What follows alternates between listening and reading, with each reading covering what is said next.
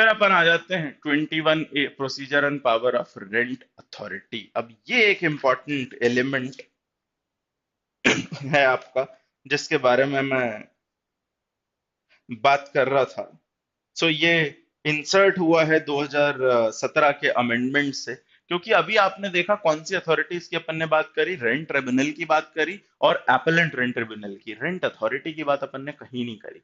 अब वो आएगा एग्जिस्टेंस में, या उसके से कनेक्टेड चीजें अब आगे दी हुई हैं। तो पहले सेक्शन 21A बताता है procedure and power of the rent authority. तो देखिए, the provisions contained in section 21 with regard to procedure and powers of rent tribunal shall mutatis mutandis be applicable to thereunto authority while entertaining, hearing and deciding the petitions or applications presented or with respect to the information furnished to him, as if the word rent authority was substituted for the word rent tribunal।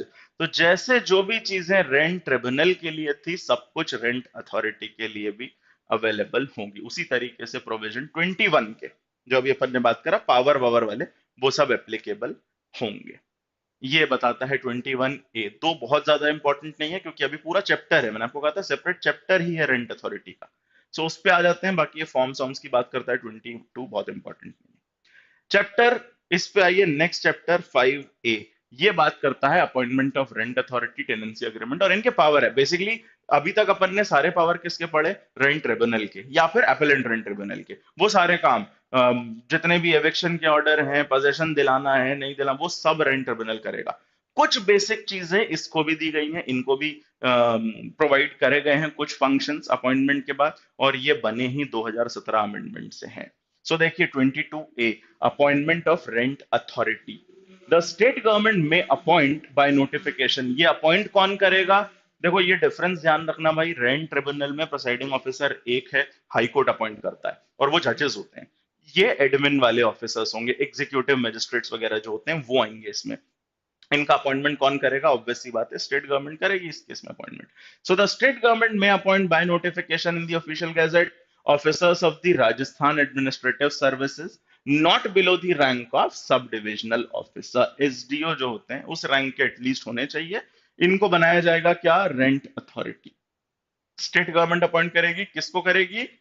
Rajasthan administrative services के officers को, जो कि executive के under आते हैं, और not below the rank of sub divisional officer.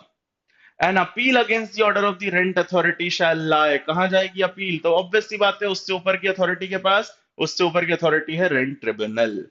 Important है, with in 60 days, 60 दिन के अंदर अपील होनी है, ये ध्यान रखिएगा। 60 days is very important this. तो भाई रेंट अथॉरिटी के अगेंस्ट अपील रेंट ट्रिब्यूनल जाएगी 60 दिन में, रेंट ट्रिब्यूनल के अगेंस्ट अपील जाती है अपीलेंट रेंट ट्रिब्यूनल। तो यही हायरार्की जो मैंने आपको स्टार्टिंग में बताई थी, बस ये रेंट अथॉरिटी जो है 2017 के बाद से ऐड हुआ है। बाकी आगे देखते हैं, और ये सारे जो भी ऑर्डर्स होंगे रेंट अथॉरिटी के, ये फाइनल माने जाएंगे, और सिविल कोर्ट का तो पावर इन पे भी नहीं होगा। फिर देखिए 22B, टेनेंसी अग्रीमेंट। अब क्योंकि एक अथॉरिटी आपने स्टैब्लिश करी है in the form of rent authority, तो इसके क्या फंक्शंस होंगे, ये किस चीज में? क्योंकि अभी तक जितना पूरा अपन ने एक्ट पढ़ लिया, उसमें हर जगह तो रेंट ट्रिब्यूनल है जिसको सब करना है, कुछ काम तो इनको भी मिलने चाहिए। तो उससे कनेक्टेड चीजें कि टेनेंसी का अग्रीमेंट होना। अब देखिए ये बहुत इंपॉर्टेंट चैप्टर है। 2017 के बाद से काफी चीजें चेंज हो गई। जैसे अब टेनेंसी का जो अग्रीमेंट है वो रिटर्न में ही होना चाहिए, लैंडलॉर्ड और टेनेंट के बीच। उसके बारे में है ये पूरा सेक्शन 22B, टेनेंसी अग्रीमेंट। तो ये कहता है, not with standing anything contained in this act or any other law for the timing in force, no person shall, after the commencement of the Rajasthan Control Amendment Act 2017, let or take on rent any premise except by, ये underline कर लीजिए, except by an agreement in writing। Return agreement के through ही tenancy create होगी 2017 amendment के बाद। ठीक। और इसको सबमिट करना है, particular of such agreement shall be communicated to the rent authority. Rent authority को उस अग्रीमेंट के जितने भी आपने जो भी टर्म्स लिए हैं, जो भी पर्टिकुलर्स हैं, वो आपको कम्युनिकेट करने हैं। ये रेंट अथॉरिटी का काम ये है। उसको पता होना चाहिए कितने टेनेंसीज चल रही हैं एरिया में, कौन है रेंट अथॉरिटी, वो सारी चीजें, कौन टेनेंट कौन लैंडलॉर्ड, तो अग्रीमेंट का जो भी कंटेंट है वो भी आपको सबमिट करना है। ठीक, जॉइंटली लैंडलॉर्ड और टेनेंट सबमिट करेंगे रेंट अथॉरिटी के पास। तो 2017 अमेंडमेंट के बाद जितनी भी टेनेंसी क्रिएट हो रही हैं सब इन राइटिंग होंगी। पहले हो गई हैं उनका क्या, तो उनका भी नोटिस आपको देना है। भले ही 2017 के अमेंडमेंट के पहले टेनेंसी क्रिएट हुई है, अब उसका भी रिटर्न एग्रीमेंट करना है। आगे देखिए, where in relation to a tenancy created before the commencement of Rajasthan Rent Control Act, an agreement in writing having already been entered into, the particulars thereof shall be communicated। अब भले ही 2017 के पहले tenancy create हुई थी, अगर कोई agreement in writing था तो उसके जो भी टर्म्स थे, जो भी पर्टिकुलर्स थे, वो रेंट अथॉरिटी को कम्युनिकेट करिए। अगर कोई अग्रीमेंट ही नहीं था तो उसके कंटेक्स्ट में B, no agreement in writing was entered into, the landlord and the tenant shall enter into an agreement in writing। अब भले टेनेंसी 2017 के पहले क्रिएट हुई थी, आपके बीच कोई रिटर्न अग्रीमेंट नहीं था, तो अब करिए रिटर्न अग्रीमेंट और उसके पर्टिकुलर सबमिट करिए।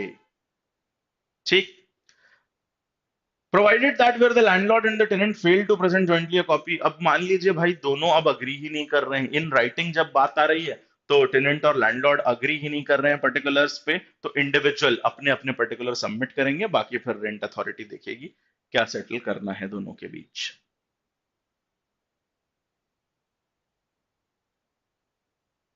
बाकी अब अग्रीमेंट से रिलेटेड नॉर्मल चीजें हैं कि वो एग्जीक्यूट किया जाना है। ठीक है, और इंफॉर्मेशन आपको कम्युनिकेट कर देनी है। वो फॉर्म के बारे में बताया किस तरीके से होगा, एविडेंस में वही चीजें ली जाएंगी जो इन राइटिंग होंगी। आगे जो भी प्रोसीडिंग होगी, चाहे रेंट ट्रिब्यूनल के सामने हो या एपेलेंट रेंट ट्रिब्यूनल के सामने, एविडेंस में वही चीजें ली जाएंगी जो इन राइटिंग है। ठीक, ये सब बेसिक बातें हैं। जरूरी ये है कि मैंडेटरी, तो 22 बी ध्यान रखिएगा, राइटिंग अग्रीमेंट अब मैंडेटरी है राजस्थान में 2017 अमेंडमेंट के बाद। ये बेसिक बात है उसकी। पहले अगर क्रिएट हुई है तो अब राइटिंग में करके सबमिट करिए पर्टिकुलर, 17 के बाद टेनेंसी क्रिएट हो रही है तो इन राइटिंग ही करिए और पर्टिकुलर सबमिट करिए। 22 सी बात करता है पीरियड ऑफ टेनेंसी, तो कोई एज सच डिफाइन नहीं है भाई, म्यूचुअली लैंडलॉर्ड और टेनेंट अग्री कर सकते हैं regarding the period of tenancy, कितने दिन करना है। खत्म होने के बाद उससे रिलेटेड एक चीज बस इधर पे आप देख लीजिए इस टेनेंसी में, पीरियड ऑफ टेनेंसी में, तो वो ये है कि जो लास्ट सबसेक्शन 3 बात करता है, तो जनरल तो ये ध्यान रखिए कि लैंडलॉर्ड टेनेंट म्यूचुअली डिसाइड कर लेंगे कि क्या करना है पीरियड ऑफ टेनेंसी कितने टाइम के लिए। लिमिटेड पीरियड टेनेंसी की बात अपन ऑलरेडी कर चुके हैं, 3 साल से ज्यादा नहीं होना चाहिए, रेजिडेंशियल में हो सकती है, यहाँ ये अग्रीमेंट के थ्रू रिन्यू कर सकते हैं। सबसेक्शन 3 पढ़ लीजिए, if a tenancy for a fix term ends, fix term वाली टेनेंसी एंड हो जाती है and has not been renewed, और उसको रिन्यू भी नहीं कराया है दोनों ने मिलके अभी लैंडलॉर्ड टेनेंट ने, उस केस में, और the premises have not been vacated by the tenant, और प्रोमाइस वेकेट नहीं किया है at the end of such tenancy, the tenancy shall be deemed to be renewed.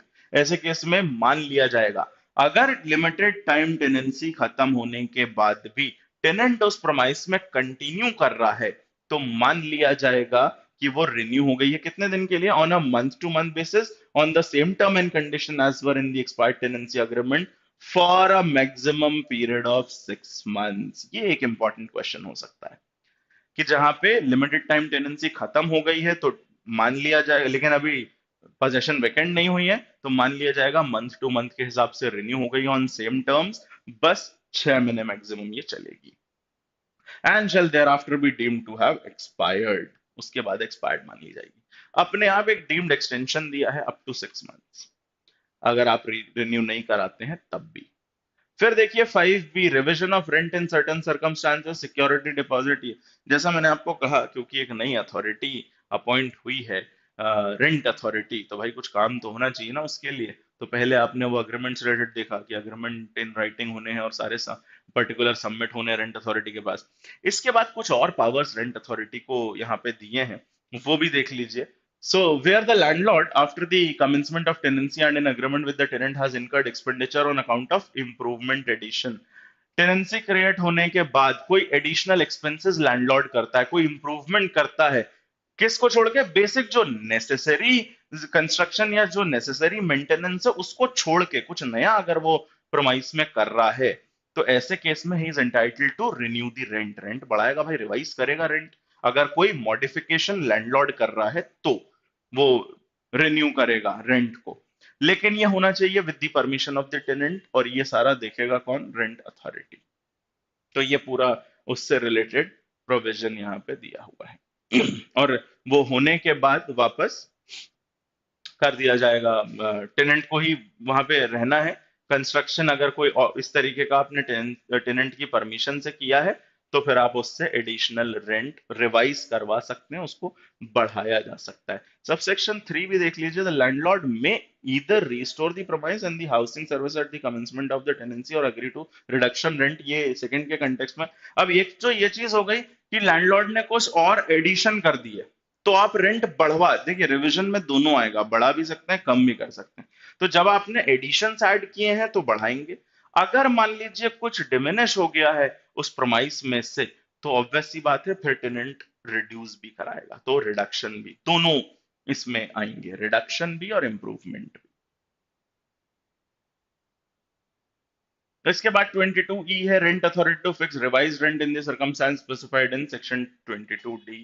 22D में जो भी पूरा दिया है कि या तो बढ़ेगा या तो घटेगा, जो भी रिवाइज होगा फिक्स कौन करेगा? रेंट अथॉरिटी को यहाँ पे पावर मिला है। So the rent authority on an application presented by the landlord और tenant in the circumstances specified in section 22D shall fix or revise as the case may be the rent and other charges।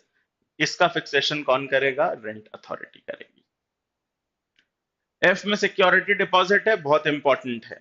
Save as an agreement to the contrary, it shall be lawful for the landlord to charge a security deposit। Landlord security deposit भी ले सकता है, कितना लेगा? ध्यान रखिएगा, 1 month rent, 1 महीने का advance as security deposit landlord ले सकता है।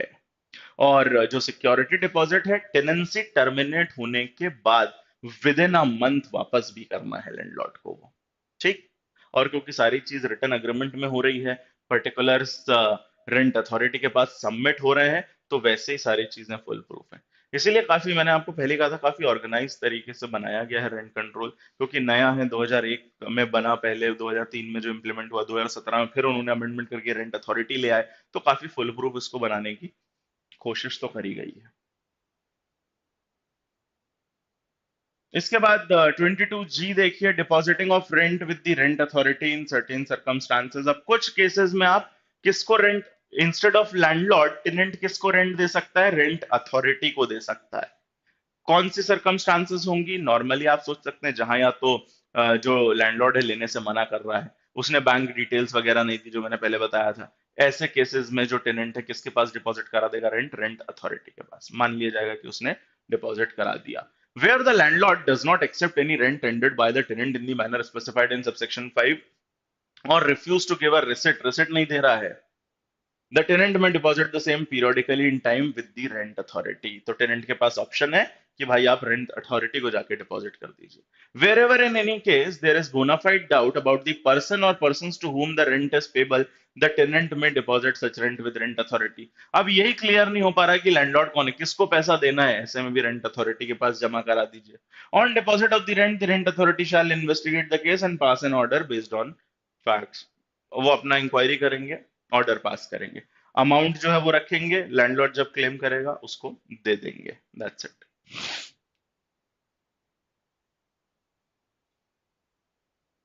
सबसेक्शन 5 एक नॉर्मल सी चीज ये कहता है कि अगर मान लीजिए, क्योंकि रेंट अथॉरिटी के पास रेंट डिपॉजिट करा रहा है जो टेनेंट है, बाद में रेंट अथॉरिटी लैंडलॉर्ड को कह रही है कि आप विड्रॉ कर लीजिए, लैंडलॉर्ड वो विड्रॉ कर लेता है, ले लेता है रेंट अथॉरिटी से, तो ये इस बात का एडमिशन नहीं होगा कि टेनेंट की सारी लाइबिलिटी खत्म, कि सारा रेंट उसने दे दिया जितना बचा हुआ था, ये इस बात का एडमिशन नहीं माना जाएगा on the part of landlord.